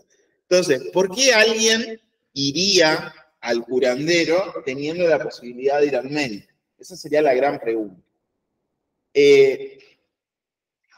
En principio, hay que analizar la situación y algo que vamos a ver es que la mayoría de los pacientes en general a lo largo de su vida van a recurrir a los dos tipos de medicina. La mayoría de las personas van a ir al médico y en algún momento de su vida van a ir al curandero, ¿no?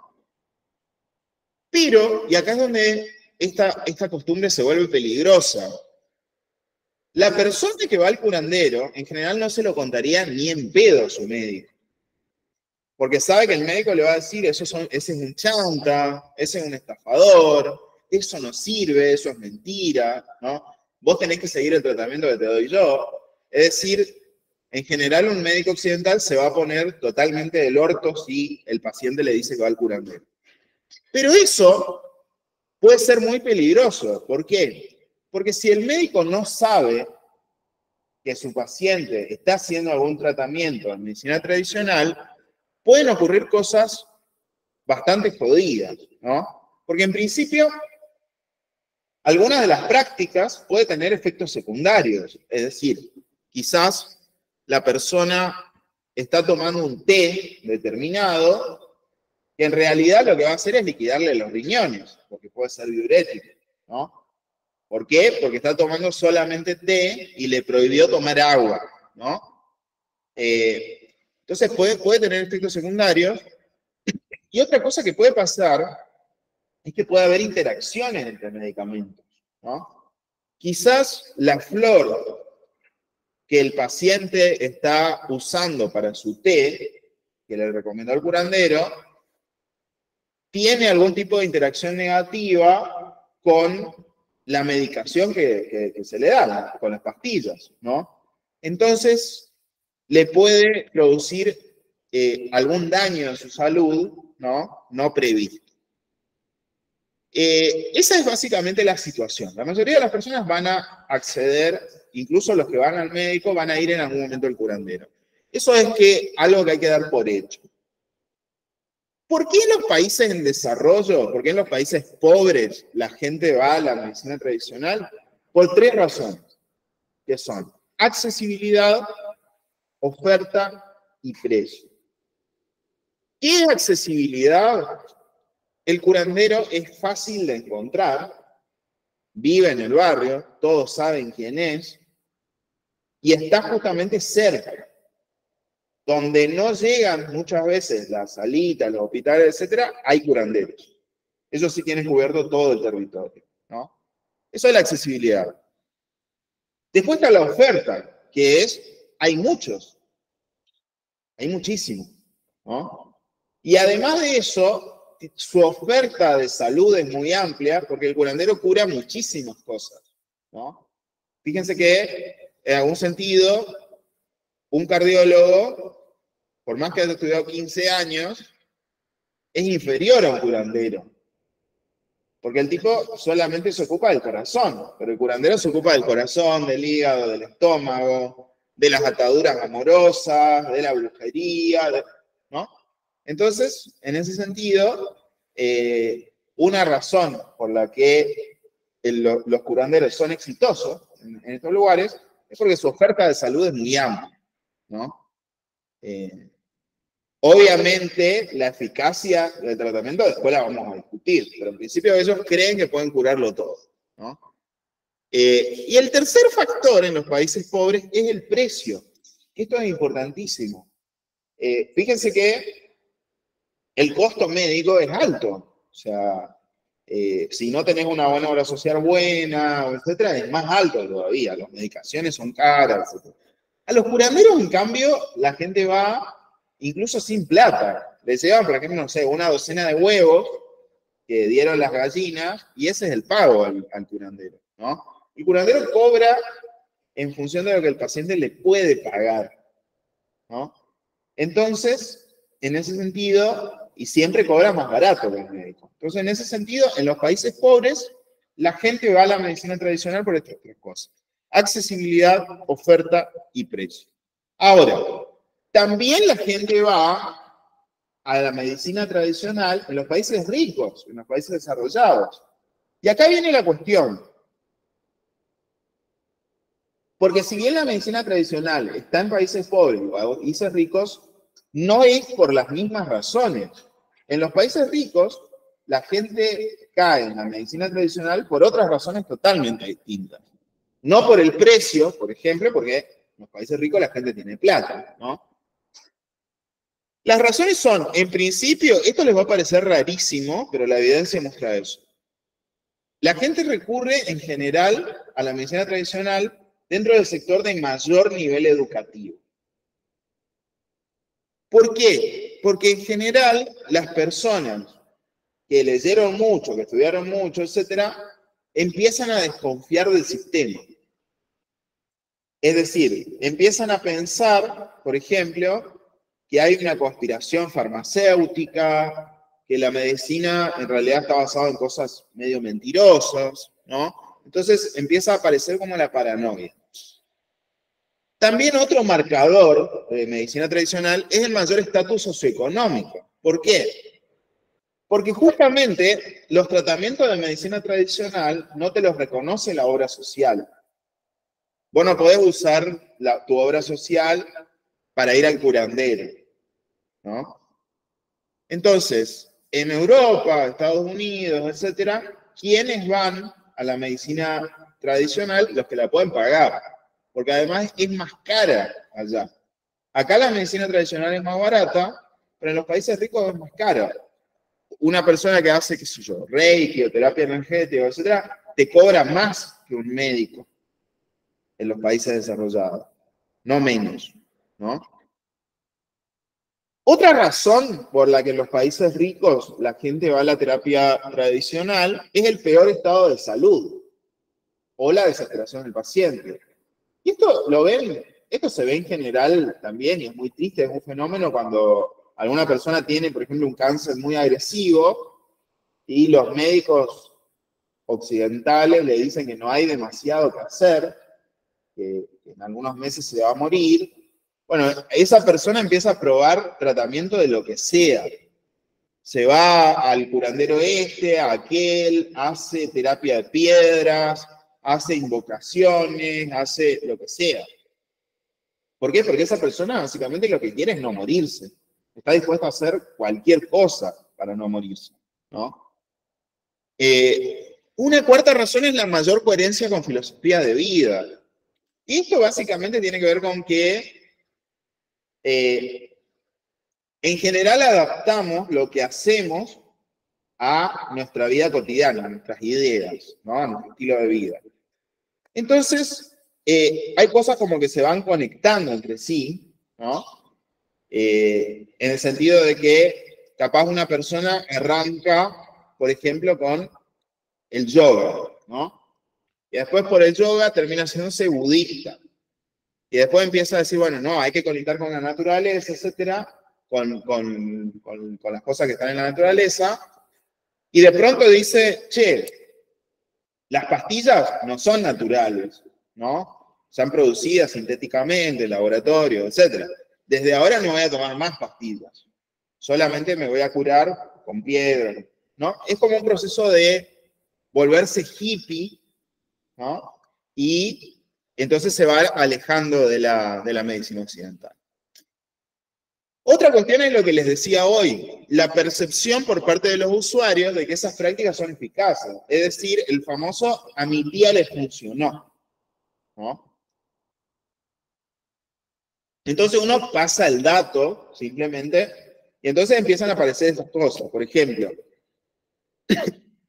qué sé yo, te engripaste y te dicen, no, tenés que tomar té de rosa, eso te cura la gripe, estás impecable. Mi tía siempre toma té de rosa cuando se engripa y está pollo, ¿no? Tomate té de rosa y en 2 días va a estar perfecto. Y si lo haces, ¿no? Eh, a los 2 días después vos estás bien, vas a decir, che, había sido que funciona, y vas a empezar a venderle a todos, che, si te engripas, tomate de rosas, etc. Ahora, la razón por la que te podés, que puedes explicar eso, ¿no? Es simplemente que en general a los 2 días de una gripe mejorás, te sentís mejor. Tomes té de rosas o no tomes nada. Entonces, por ahí el problema, lo que ocurre es eso. Cuando se trata de dolencias menores, la gente piensa, ah, esto es lo que me curó. En realidad simplemente lo que lo curó su cuerpo. O sea, pasaron los días y te vas curando, ¿no? Y eso genera la percepción en los usuarios de que esas cosas sí funcionan. Y entonces se promueve, ¿no? Y otro elemento es el descontento con la medicina convencional por estos defectos que hoy estábamos enumerando, ¿no? Porque el sistema sí tiene problemas. No sé, la gente en las guardias de los hospitales, por ejemplo, en general están con ganas de matar a los médicos, no es que están felices, ¿no? Sabemos que el sistema está saturado, que está lleno, que hay que atender a los pacientes en 5 minutos, que a veces tienen muchas colas de espera, que no se los puede escuchar, etc. Es decir, como el sistema médico tiene problemas, tiene defectos, también la gente se termina enojando a veces con el hospital, con la salita, con lo que fuera, y termina cayendo en la medicina tradicional. Bueno, esperen un segundito que voy al baño y ya continuamos.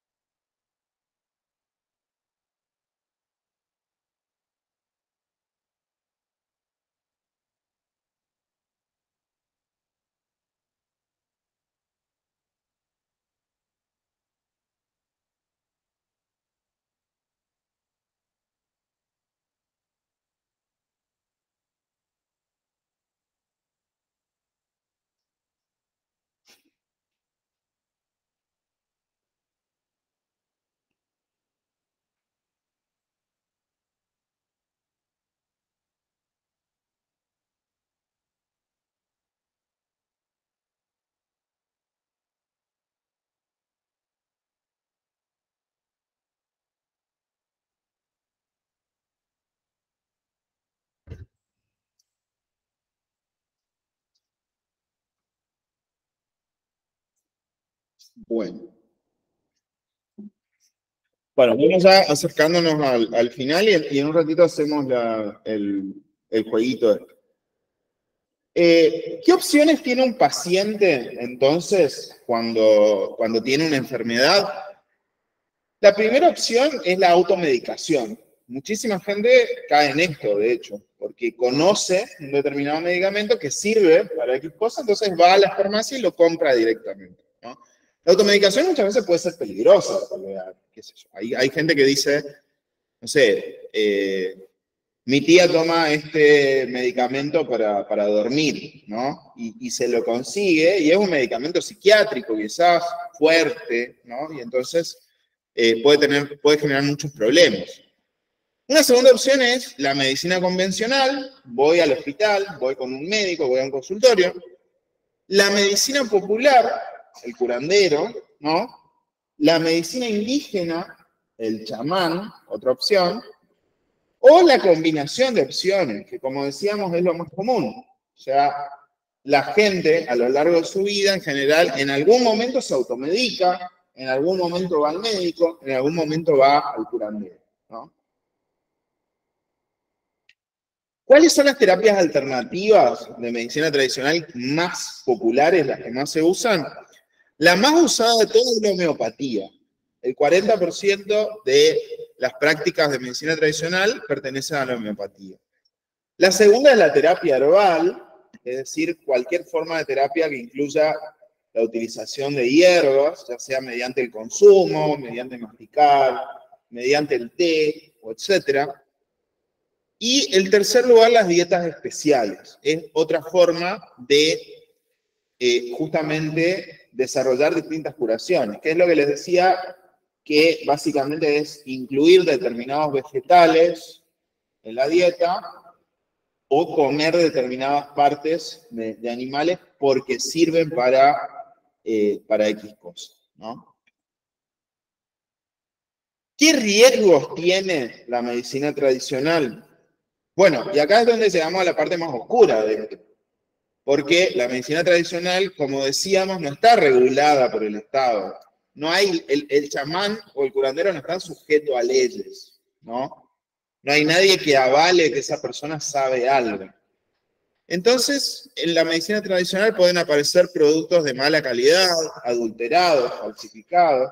Fíjense que cuando ustedes compran algo en la farmacia, el medicamento que compran en la farmacia viene con un sello que es el sello de la ANMAT, ¿no? La ANMAT justamente es el organismo del Estado que se ocupa de ver que toda la medicación no esté adulterada, no esté falsificada, etc. Pero obviamente cuando el curandero me da una poción, ningún organismo del Estado verificó que esa poción no esté adulterada o que sea sana, ¿no? Bueno, la calificación inexistente o insuficiente de los agentes, o sea, el chamán no estudió, el curandero no estudió, no sabe de todas las cosas.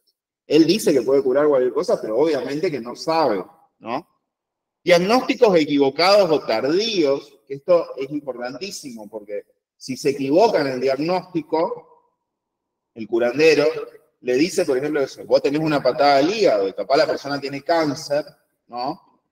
Eso puede ir empeorando muchísimo, ¿no? La falta de utilización de tratamientos convencionales eficaces, que también es otro riesgo. La persona, como está siguiendo un tratamiento con un curandero, abandona los tratamientos médicos que sí lo podrían salvar, ¿no? Que sí lo podrían ayudar. También la información poco fiable, la información engañosa que circula mucho, ¿no? Y lo que decíamos hoy, efectos adversos, efectos secundarios, interacciones entre medicamentos, etc. Y bueno, hay un ejemplo, de hecho, desde hace un tiempo, local, de acá de Corrientes. Hace algunos años encarcelaron a un país banda bastante conocido, ¿no? Justamente por homicidio culposo en ejercicio ilegal de la medicina, que básicamente es, esta persona estaba realizando prácticas médicas sin que eso fuera autorizado, ¿no? Obviamente que no tenía ningún tipo de autoridad para ejercer como médico porque no era médico, ¿no? Entonces, en ese sentido, es como muy extraño, porque fíjense que el Estado no los regula, no los persigue, pero después, cuando el paciente de un curandero fallece porque el tratamiento no funcionó, aparece justamente el problema de, bueno, acá esto que ocurrió es ilegal, ¿no? Acá hay una persona que es la culpable, ¿no? Entonces hay como una ambigüedad en ese sentido, porque el Estado sabe que está lleno de curanderos y sabe que todos los días ejercen la medicina, pero solamente se mete cuando alguien muere, ¿no? No tiene una intervención previa. Ahora bien, y esto también es importante que lo sepan porque es como una de las excepciones. Algo que probablemente hayan tenido una idea que pueden haber generado a lo largo de esta clase es que medicina occidental y medicina tradicional son como enemigas, ¿no? Como que estamos hablando de una batalla que lleva siglos y siglos, donde está el poder de la razón y de la ciencia, por un lado, y el poder de la tradición y la espiritualidad, por el otro, ¿no? Y que esto es como una especie de batalla a muerte. En general lo es, eso hay que decirlo, normalmente lo es, pero hay gente que ha creído que esta batalla dejaba más caído y no producía nada, y ha tratado de pensar, si no podés con el enemigo, unite a él, ¿no? Y acá les voy a contar algunos de estos casos porque son interesantes. Uno del Hospital Intercultural Mapuche en Neuquén, donde allá tienen médicos y curanderos, ¿no? Técnicamente son chamanes, porque son de la comunidad mapuche, ¿no? Y esto es súper interesante, porque justamente lo que se dieron cuenta en Neuquén fue que los indígenas no entraban a los hospitales, ¿no?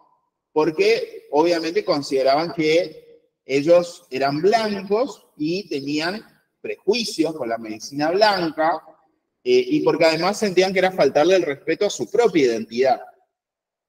Ellos decían, no, nosotros somos mapuches, si te enfermas, vas con el chamán, no podés ir con los blancos a que te curen.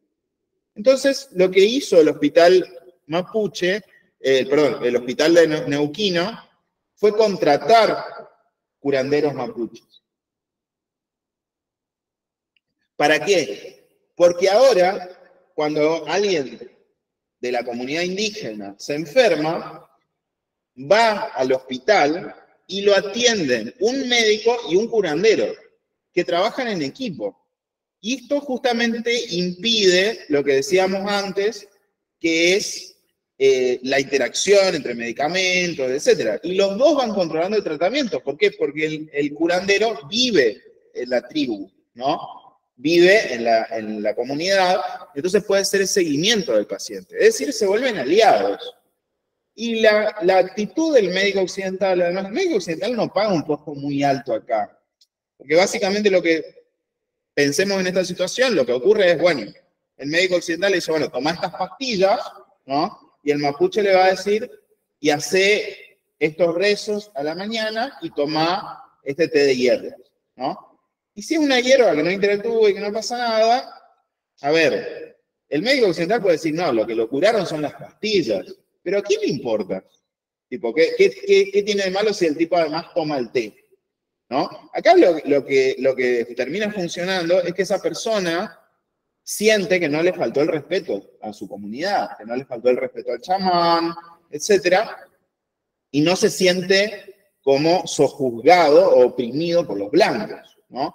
Entonces eso permite saltar esta barrera de acceso y que los indígenas vayan a los hospitales porque encuentran ahí a otros mapuches, ¿no? Que están como figuras de autoridad, porque son también agentes sanitarios.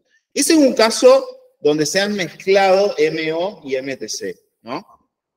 Otro es el posgrado en medicina ayurveda, que es para médicos, ¿no? para médicos que se quieren interesar en esta forma de medicina, y la Tecnicatura Universitaria en Yoga, que también justamente fue la incorporación del yoga como disciplina dentro de la universidad. Es decir, de a poco, esto que era como una muralla entre MO y MTC, a veces tiene también momentos de filtrado, ¿no? Se filtra entre estas murallas y pueden coincidir en algo, ¿no? Bueno, por último, ¿qué características por ahí son las que hacen como reflexión, digamos, que la gente se aleje de la medicina científica? Bueno, una es el biologismo de la medicina científica, esta cosa de centrarse sobre todo en el organismo, ¿no? Esta concepción también mecanicista, donde el paciente es como una máquina que el médico tiene que arreglar. La dualidad entre mente y cuerpo es otro problema, como vimos hoy. La concentración en lo patológico, en la enfermedad y no en el enfermo. La ausencia de un pensamiento histórico, por ejemplo, de pensar en que la medicina es una evolución, ¿no? Por ahí el individualismo también de los médicos, no pensar en términos de la comunidad, de familia, como sí piensan los curanderos. El mercantilismo es otra cosa, por ejemplo, que la medicina es un negocio también, sabemos que lo es, que obras sociales, prepagas, etc.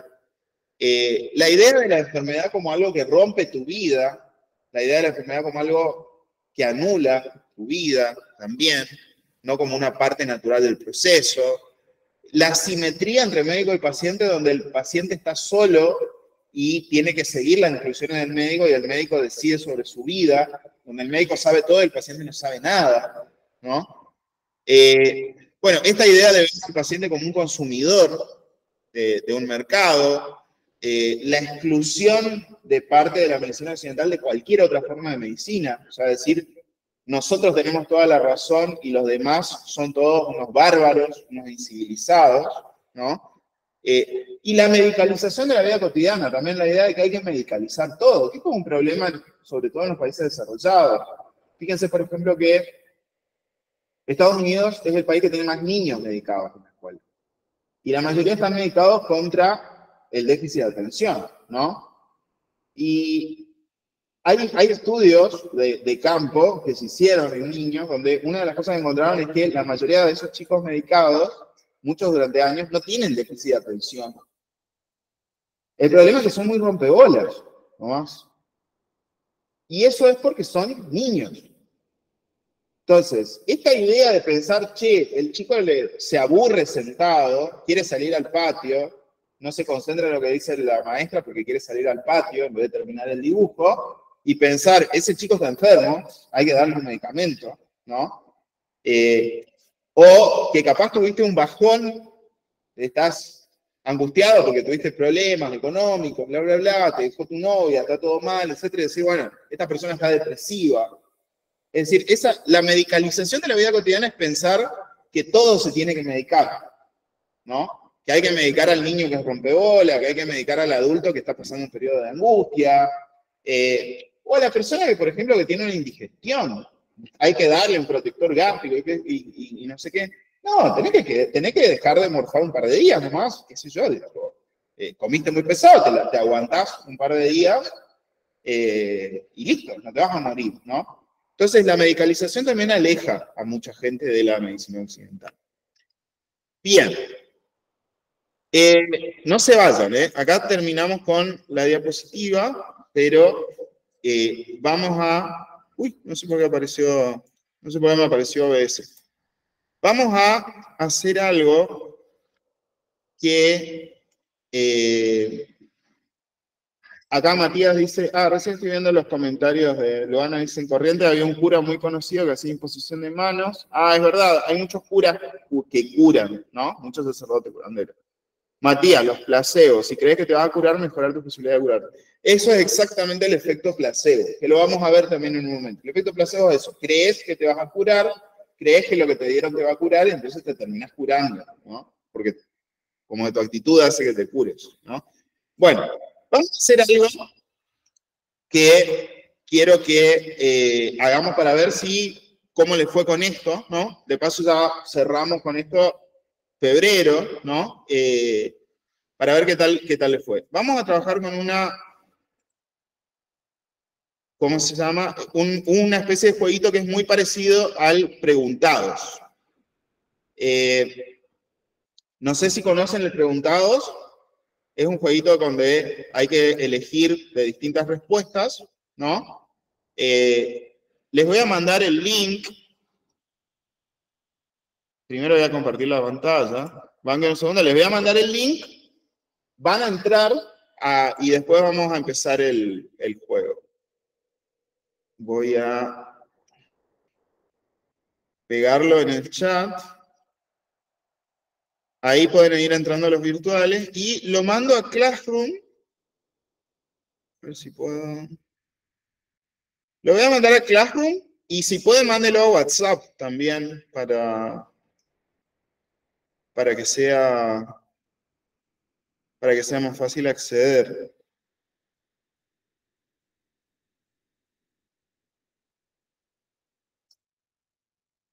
Un segundo.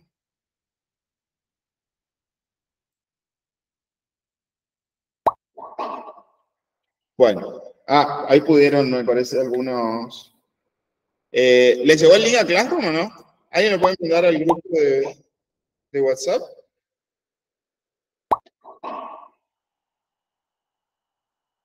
Un segundo. Ahí veo que varios están entrando. ¿Puedes mandar el link a WhatsApp? ¿O los que están entrando son los virtuales? No entiendo si llegó el link a Classroom o no. Me parece que lo compartí mal. No llegó, ¿no? A ver.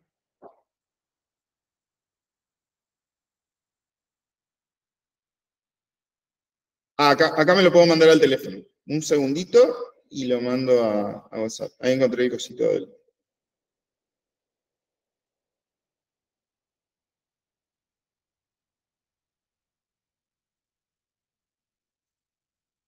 Enviar a... No, el teléfono.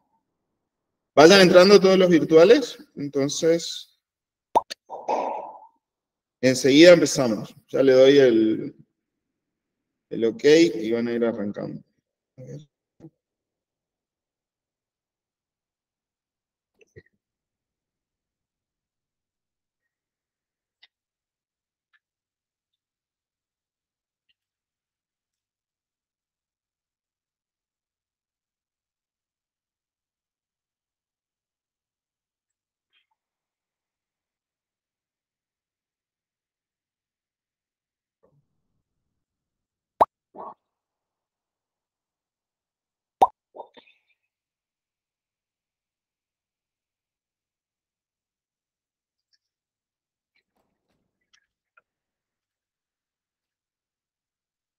Me lo voy a mandar por mail porque no estoy pudiendo compartirme el link.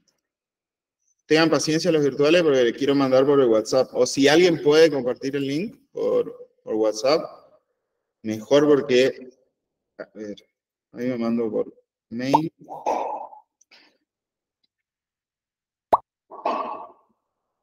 Y entonces se van a poder ir entrando. Pueden poner su nombre real o cualquier otro nombre, digamos. O sea, lo importante es que pongan su nombre y esperen un segundo en la cola de espera, porque vamos a comenzar todo a la vez. Ahí mandaron el link.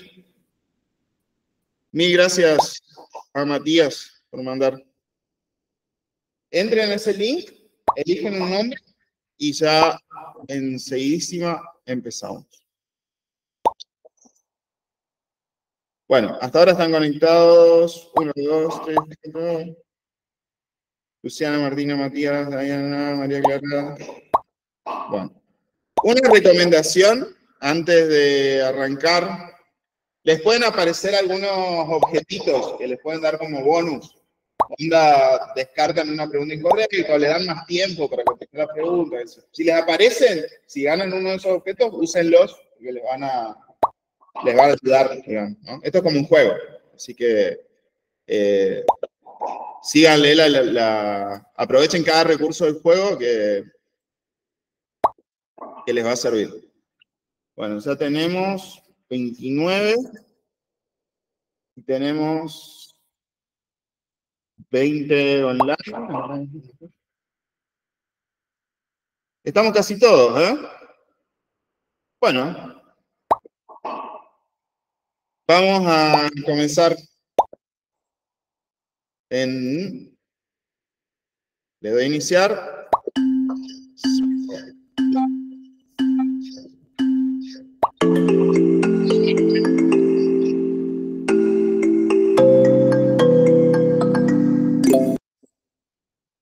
Ahí le quité el volumen.